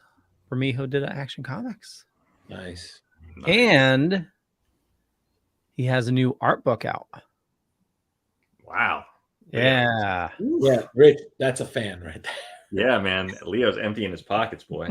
Yeah. Well, I mean, the Joe over at Sarge's Comics, he knows I like his stuff, so whenever he sees like a special issue, he'll set it aside for me. Yeah, it's all right. You have a bird. Listen, you have a bird. Me, how boner. We got it. Thank you. So all right. So let's get with the time we have left, because by the time we get finished this, we're gonna run in 2 hours, which are normal for our guests. So we can at least give DCeased at least 30 minutes. So, this is a book that I recommended. I stumbled onto it because I was doing an article about it for a Screen Rant, and I decided to read everything leading up to it. And I got to say, I was very impressed with this book, which technically is kind of an Elseworld. Let's just call it true. An alternate reality in the DC universe is forever considered an Elseworld in my mind. But I think the one thing we need to get out of the bed, these are not zombies. No. No. And they even clarify that in the book. These are not zombies. They look like zombies. They sound like zombies. They're looking to consume living entities like zombies, but they are not zombies. Well, now, Drew, since this story's come out a while, do you want to try to explain how the virus came to be in this story? Essentially, everybody, I'll give the Drew summary of this. So essentially, in one universe, Darkseid got so butthurt over Justice League whooping his ass that he decided that he was finally going to really take his obsession with the anti-life equation to another level. So he kidnaps Cyborg, forces his lead torturer, Decimated, to literally manipulate the situation with a mother box and Cyborg's body to understand the anti-life equation, kidnaps the Black Racer, who is the new god's Grim Reaper, uses his body or blood or essence to essentially corrupt the anti-life equation and basically make Darkseid ground zero for a techno-organic virus. So this literally, I mean, by God, man. Which makes people crazy and makes them want to like rip their own skin off. Basically, Rich, the difference between this is that we've seen that in zombie movies where the zombies, after a time, their flesh decomposes because they're not alive anymore. So in this case, the anti-life equation, which is supposed to remove all free will from an entity and subject it to complete submission, this equation is so toxic, the host's body is literally ripping itself apart, trying to get it out of itself. Right. You know, and when it can't do that, it then wants to corrupt other living entities. I chose this personally because it's the spooky season is upon us, but I wanted to do something different than just, hey, let's just read a zombie comic. I liked that this encapsulates essentially a zombie story, but it's not one. And I think it is sort of interesting and original the way they went at it with that kind of origin, and also the way that it spreads through the internet or any digital screen. And the thing what I liked about it is that since this is an alternate reality, you have the ability to take stories in directions that you wouldn't expect. And what I also liked is something that Tom Taylor, the writer, pointed out: no one is safe. You know how people are like, oh, Batman will be the first one to survive. He dies early on in this book. Absolutely. You know what I mean? You see, and then you're allowed changes of things. You know, you're allowed to see characters take different directions. Now, this book has been out for a while, so I really don't want to spoil too much of anything, but there were some great moments here. Damian Wayne has some great moments. Diana Lance had some wonderful moments. I really enjoyed the Next Generation. Like, I love Damian and Jonathan Kent. Their friendship here is so great. There was some really great moments, but the thing that really stuck out to me wasn't just the story. The artwork for this was just fantastic. I mean, Trevor Hairsine is a great artist, and he really draws these characters in a truly terrifying way. I mean, they're just sickening to look at. And I believe the inker, Stefano, I forget his last name, Guedes or something like that. And I apologize if he's somehow listening to this. Sir, I do apologize. He was an inker for The Walking Dead. So he's got the chops for zombies. Okay. So, I mean, honestly, this book was great. It really had a lot of ups and downs. There were some great moments. There were some quotable moments. I mean, there was really something for everybody in this. And I thoroughly enjoyed the story. This is my introduction to Tom Taylor. I mean, he's done great work since. For those who might not know his name, he did a huge chunk of the Injustice comics that were tying into the video game, that little universe. He did a terrific run on the Suicide Squad. And besides DCeased, he also did Marvel's Dark Ages. And currently, him and his constant partner, Bruno Redondo, are just tearing it up on Nightwing. So, I mean, this guy is just doing some great work. So, honestly, more power to him. Art's beautiful. The storyline was great. Way darker ending. I don't want to ruin it, but not your typical superhero conglomerate hero ending in any way. Absolutely not. and it was great. Leo, what did you think? You know, I loved it. I've been putting this off for a while because I thought, it's another zombie, storyline. It's but knowing that it's not zombies, and like you said, they make reference of that multiple times. It was just extremely well written. I agree, the art is fabulous. But just how all the characters interact, and everybody has their own time in the limelight, even when it's somebody dying. It's just superb. Yeah, and the sadness. It really is a real horror comic because there's really no one is safe. Everybody experiences a tragic loss in some way or another. I mean, and then what I also like is that there were definitely some really cool moments in the book. Personally, I have to give credit in terms of this book. One of the best, coolest moments, besides one that Leo is about to show, which I know is one of Rich's favorites, is a cool moment for Cyborg when they're facing Giganta, an infected. Because we don't want to say undead because they're not. Let's just say infected because it's true. It's an infection. Oh my God, when Cyborg takes this woman out, I mean, that just one-page panel is beautiful. Yeah, there it is. Man, that is just some screensaver shit waiting to happen right there. That is a cover photo. Like, holy crap. And that is the stuff of nightmares for sure. Pretty much. But I got to say this, and I think you guys agree with me. One of the funniest ongoing jokes, Green Arrow. Green Arrow. Oh, yeah. Era being so salty over Batman is just what? There's no way to kill me. What? I could be. What did he say?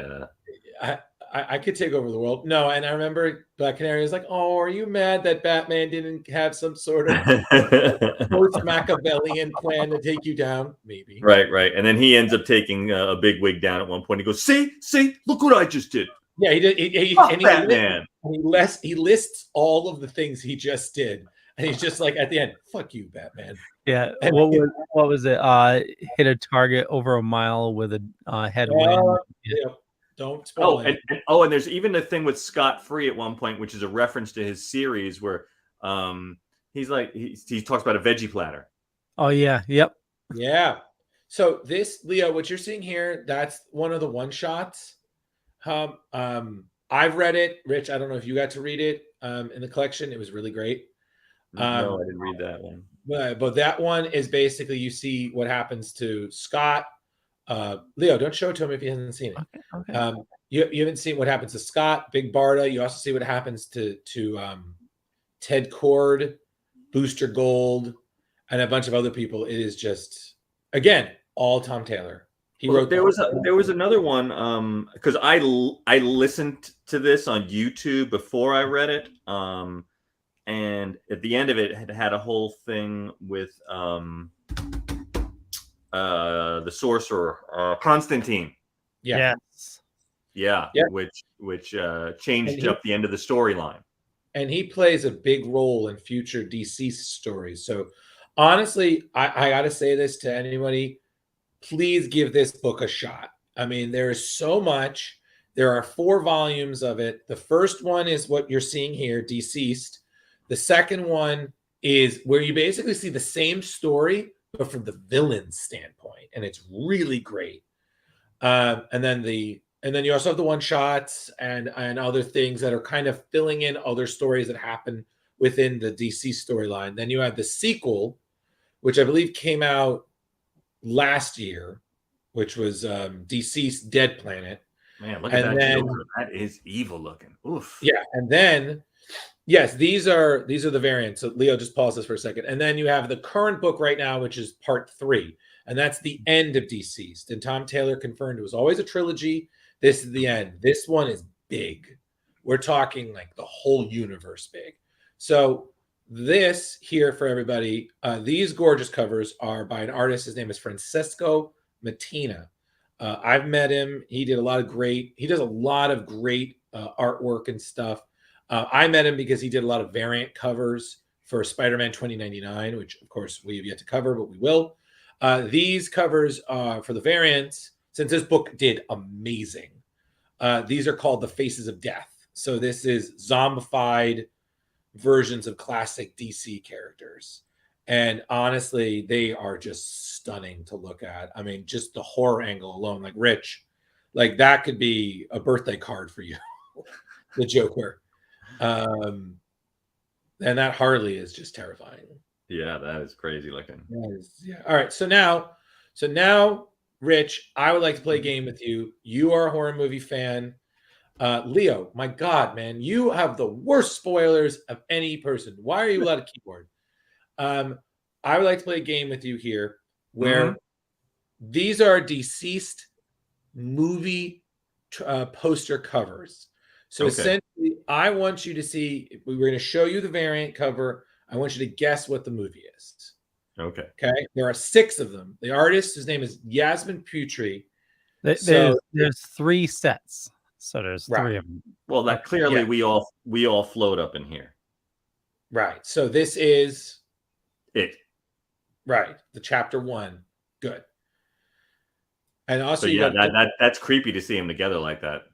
Yeah. Like, and especially, and the thing that I really enjoy is that if you look through the balloon, you can still see the Joker smiling through that balloon. Oh yeah, you can.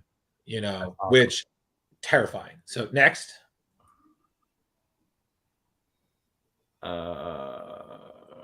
Carrie? Is that your final answer? Would you like to phone a friend? I do. Well, hold on a second. Ring, ring. Yes. Hello, Leo. We're on Splash Pages. This cover here. Do you, by chance, maybe have a recommendation? Oh, Nightmare on Elm Street. And is it? Yes, it is. Nightmare. Click. Okay. All right, took me a second. Took me a minute. I'm sitting. I'm like analyzing. I'm like, I have to be honest. Claws, duh. Out of all the ones that we've seen, this is my favorite. I mean, honestly, it is a gorgeous cover, and by God, that's terrifying. Yeah. Next. I think so this is the last one. I think this is going to be the hardest. No, there were 3 others. There were 6, Leo. I sent you. What? Yeah. Oh, jeez. All right, stop. There were 6, Leo. Trust me, I know. Okay, hold on. All right. So, I have no idea what this is. This is a little obscure, so I won't fault you if you don't know this one. But it's not really obscure. It's I just feel like it's not as big as some of the ones we'll see. Yeah, but it is part of a very large franchise. Is it one of the Frankenstein movies? No. You have 2 more guesses. It's very. I will give you a hint, Rich. It has a religious. It has a religious theme to it. Mm-hmm.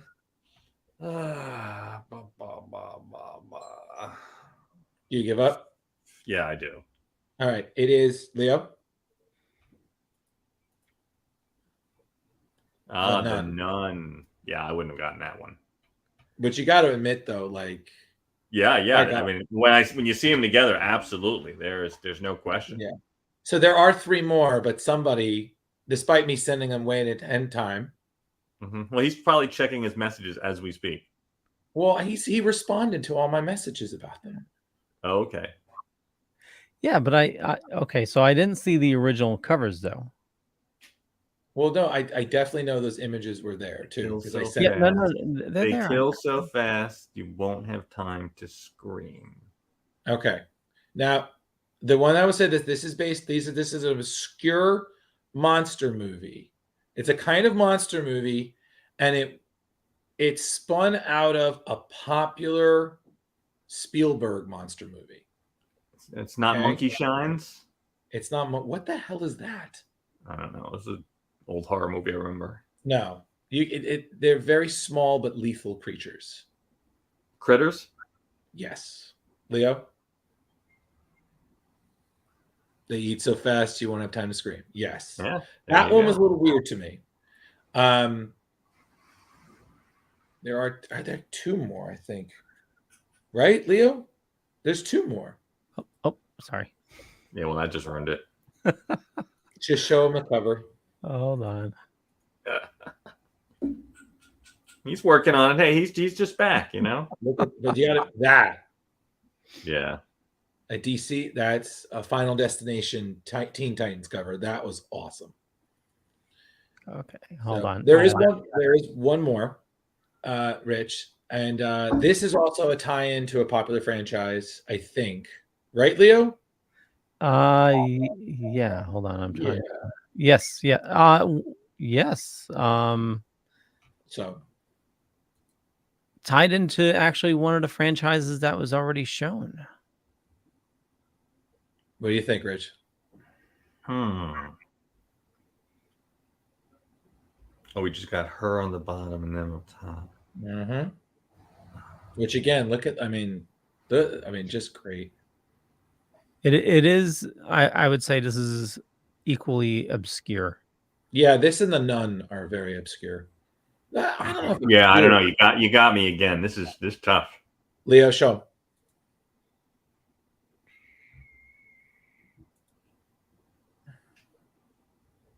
Yeah, I've never even heard of that movie. Llorona? Yeah. La Llorona? The Curse of La Llorona. Yeah, that's part of the Conjuring franchise, right? Same as the Nun. Oh, okay. Mm-hmm. Yeah, that's the joke. Is at the beginning, at the top, they're like, that's what they reference to, like from the producers of the DC universe. I was like, wow, like the attention to detail. And it's funny because they continued that with the other DCs, but they didn't do horror. They just did like popular covers and stuff. So there was another one. Yeah. So basically with the Unkillables, they did that with like certain superhero, like certain other movies. And with Dead Planet, they did it with sci-fi covers. Yes. There you go. Like this is for the one shots. So you had that. Yeah, I think that's the last one they have in here. Yeah, that was for the one shot that you had part of the collection. Mm-hmm. I mean, look at them. They're just gorgeous. Yeah, that was for the one shot, which is, as you know, that's the haunting. Yeah, this series 100% was perfect for Shocktober. Yes. So thank you, Leo. I'm sorry. I didn't really care to watch that, so I'm not a big fan of The Conjuring. Really? Yeah, there's some ghost story movies that just don't really move me. I think it's also because I kind of, to be quite honest, the Warrens kind of annoy me a little bit. So I don't know. But a lot of well-publicized spiritual investigators bug me because why? But whatever. But back to my point, I thought this was a great read. I really do hope that you guys, after tonight, do continue reading more of it because it's a great read. Leo, you've been meaning to do it. So, hey. But I definitely recommend, it's a good read for this season. And honestly, if anybody is interested, please, there's more than enough to go around. Well, yeah, DCeased and Death Metal, I've been holding off on reading both of those. And it's just, without knowing too much about it, it was really off-putting, like especially with DCeased, thinking it was just another, zombie, type of movie or show. But, or series. Or a series. I definitely feel that reading DCeased, you'll get through a lot quicker than if you were to do Death Metal, because Death Metal had a lot of tie-ins. Yeah. I know you're not going to read all of them, but it's a big storyline. Like even I've been putting that off. Yeah. So I totally get it. So trust me, read DCeased. Save that for the next year. Yeah. If you had to rate this one, what do you think you would rate it? Honestly, I'm giving it 4 dark sides. Like 4.5. Because again, I very rarely give a perfect score. This is really close. This was a really well done book. And again, I love when the people work so well in tandem. Like Tom and his creators, they're always working great, and I thoroughly enjoyed it. And I this is one of the rare things where I recommend the whole universe, because this story is literally been written by one person, and it's been excellent, the entire thing. There is not a single story I've read in it that I felt this was a throwaway. Everything was stupendous. And honestly, if you guys thought the twists and turns of this one is good, I mean, Unkillables, DCeased 2, the one shot we just saw, nobody is safe. And the twists are fantastic. Like, Right. So I'm giving it 4.5. Nice. 4.5. I don't know what we're going to call it. You know what? 4.5 dead planets. There you go. There you go. What do you think, Leo? I'm gonna go to same 4.5. Yeah. All right. What about you, Rich? I'm gonna go just a hair under you guys with 4.25. Okay. I think even though it was an interesting story, it still felt a little disposable, and I didn't feel like even when some of the larger characters were passed on, I didn't really feel that heart pull. So Okay. that's why it's just a little bit lower for me. Okay, but still a good read. Yeah. But I did want to mention, have either of you guys checked out Andor yet? I saw the first episode and I thought it was tremendously boring, and I have not gone on to the second yet. Unfortunately, I've watched all 3 episodes so far. Okay. You say unfortunately, so that sounds like it doesn't get much better. So if they didn't release episodes 1 and 2, did they release 2 or 3? They released 3, I think. So I've only seen the first one. Okay, so I think I just watched the 4th. Okay. I think. If they didn't do that, release multiple episodes at once, I would have stopped after the first one. But since the second one was right there, I watched both of those, and I think it got a little better, but it's very slow, very drawn out. It's a spy thriller, it's very slow. That's what it is. Yeah. You checked it out, Drew? No, honestly, I'm going to be honest with you. I mean, I just said honestly. So I'm good on my Star Wars. I'm just going to wait until Mandalorian season 3 comes out. Yeah. That, that or Ashoka, whichever one comes out first. Mm-hmm. Like, those two are the ones on my radar with Star Wars. Beyond that, I'm good, man. Like, I applaud the people wanting to fill in the gaps in the history and tell different stories from the Star Wars universe. If they're done well, I'm all for it. But I just feel that this batch around, I don't know. I just feel that there's something missing in some of the Star Wars. I feel like I don't feel, just like Rich, you didn't feel that heart pull. I didn't feel that excitement like I felt every episode of Mandalorian. Right. And I know that's not fair to compare things because you can't always capture lightning in a bottle more than once. Sure. But I just didn't, like when Andor happened, I was like, oh, cool, more Star Wars. Like, why? Why do we need this? Right. Because I really enjoyed the animated Bad Batch. Bad Batch was really good, but this year it's so. What I said was it's a spy. It's not even a thriller, It's like the last episode, and spoilers, but Leo, let's call it what it is: a spy filler. A spy filler, yeah. Well, I just wanted to point one thing out where they're tying it into the rest of the storylines. We have Mon Mothma, where she's a senator, and she's trying to get a message to, I mean, it's not to rebellion yet, but it's she's kind of sneaking around, and there's like she's in the middle of Imperial City, and like there's not spies, but what's that? Leo, relax, man. Many Bothans died to bring us this information. You need to calm down. Relax. Show that senator some respect. I'm just kidding. I don't care. But in general, it's not a great experience. No, it's not. I doubt I'll continue it, but if I have a lunch break to kill, maybe I will.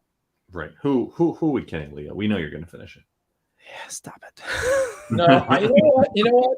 My bet is he actually puts up some boundaries and says, "Nah, I'm betting on boundary Leo." Okay. Well, I've seen Leo, and I've met Leo, and Leo has promised his wife many times to cut down on toy buying. He knows no boundaries. You know what, Leo? Not when it comes to toys. You're being a nerd. I agree with Rich about the toys, but I'm rooting for you, buddy. I think if you don't like it, you can stop at any time. It's the same thing. Like if you don't like what you're reading in a book, you don't pick up that next issue because you're not going to do that. Oh, it'll get better. I did cancel all my Transformers pre-orders. Hey, J-Bo, how's it going? There you go. He says, did somebody say toys? Yeah, I was. I like how, as you said that, he was like, "Me? Who? Did someone call my name?" He just genied. He was like, "What? What's up? Hi." So yeah, I canceled my pre-orders. I was gonna collect the new Menasor, the Stunticons, and I decided not to. All right. Yeah. Good boy. Leo. Very proud of you. My first step. Because Leo, you realize if you didn't, that your wife was going to become a Menasor. Oh yeah, yeah.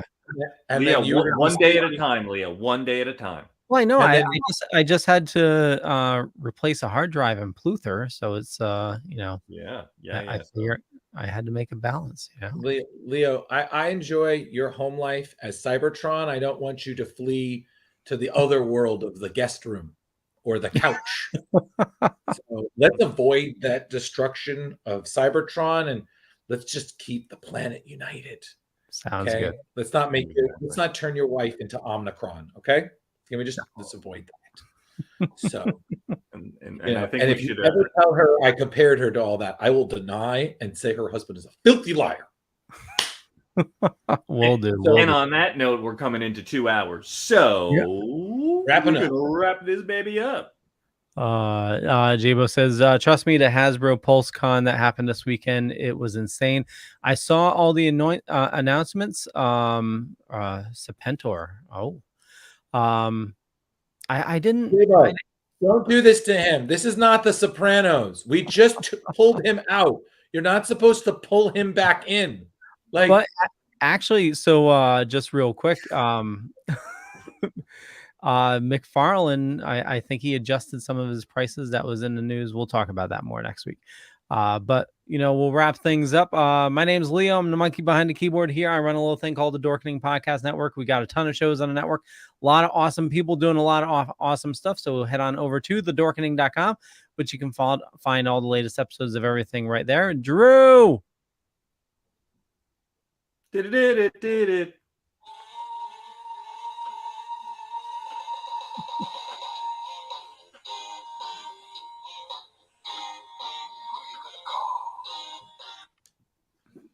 Yeah, I have nothing more to say. This is a good show. You can look me up on social media or other places.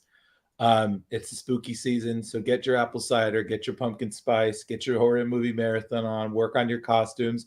Oh, and for those attending this weekend, enjoy New York Comic Con because we at Splash Pages will not be there because of life. Yep, exactly. In Velvet. Hey, it's me, and you can find me on the gram at Velvet Joker 2021, or you can find me on the TikTok at Velvet Joker 1, or you can find me here every Tuesday on the award-winning Splash Pages, a comic book club podcast. Good night.